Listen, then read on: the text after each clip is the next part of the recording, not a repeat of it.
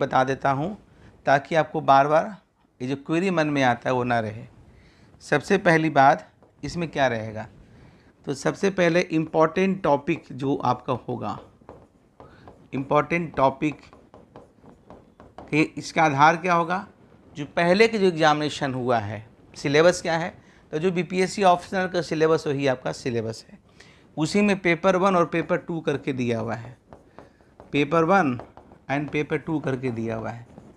तो पेपर 1 और पेपर 2 में सिलेबस तो काफ़ी लंबा है, तो पूरा सिलेबस कवर होगा नहीं, लेकिन इसमें कोर्स में ज्वाइन का बेनिफिट ये है कि जब तक आपका एग्ज़ाम नहीं हो जाता है उसका एक्सेस आपको जो पहले क्लास हुआ है मिलेगा। इम्पॉर्टेंट टॉपिक पे डिस्कशन होगा जिसका हमें क्वेश्चन आंसर करना है। क्वेश्चन आंसर हम पहले लिख के देंगे, उसके आधार से आपको लिखवाएंगे। सबसे पहली बात ए है ना, सबसे पहली बात ए। दूसरा क्वेश्चन आपके मन में जो आ रही है कि माइक्रो से क्वेश्चन अधिक होगा या मैक्रो से क्वेश्चन अधिक होगा ये इंडियन इकोनॉमी का।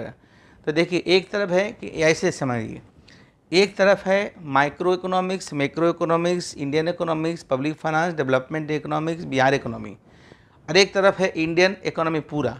दो इससे आपका सिलेबस है, तो दोनों को इक्वल वेट देके पढ़ना होगा। ये नहीं कि आपको सिर्फ हम पहले जीएस में पढ़े उसको लिख देंगे।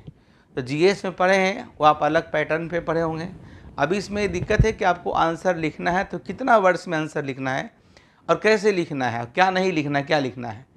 तो ये सारी बातों को ध्यान में रखना होगा। कितने वर्ड्स में आंसर देना है वो सिखाएंगे, कैसे लिखना है वो सिखाएंगे। जो आंसर आप लिखिएगा, हम तो मान लो क्वेश्चन आंसर दिए, लेकिन आप भी तो लिखिएगा।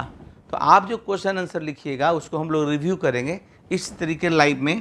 जब आप पीडीएफ बना के भेजिएगा तो आपका खुलेगा, जिस तरह से मैं लिख रहा हूँ आज की कॉपी पे इस तरह से मैं चेक कर दूंगा। ये सारी बातें होगी।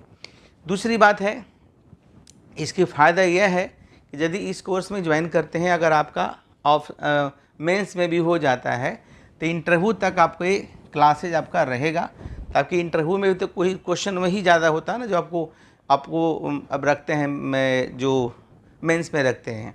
तो इससे भी आपको बेनिफिट आपको मिलेगा। क्लियर है क्वेश्चन। और जो इसके बाद नेक्स्ट फैक्ट है, जो पहले एग्जामिनेशन हुआ है 2000 से लेके अभी तक का जो 20 साल में, उसका जो क्वेश्चन है, क्वेश्चन पैटर्न देखना है, उसको भी हम लोग सॉल्यूशन करेंगे। मतलब हम लिखेंगे, हम कुछ लिखेंगे, कुछ आपसे लिखवाएंगे, यानी कि मोटा मोटी सबको आंसर। बेसिकली अगर आप 6-7 साल का क्वेश्चन बना जाते हैं तो आपको पैटर्न पता चल जाएगा कि किस तरह से आंसर लिखा जाता है। अब यानी कि आपको 20 साल क्वेश्चन बनाना होगा, 5-6 साल का क्वेश्चन बना लेते हैं तो बहुत सारा क्वेश्चन जो रिपीटेड है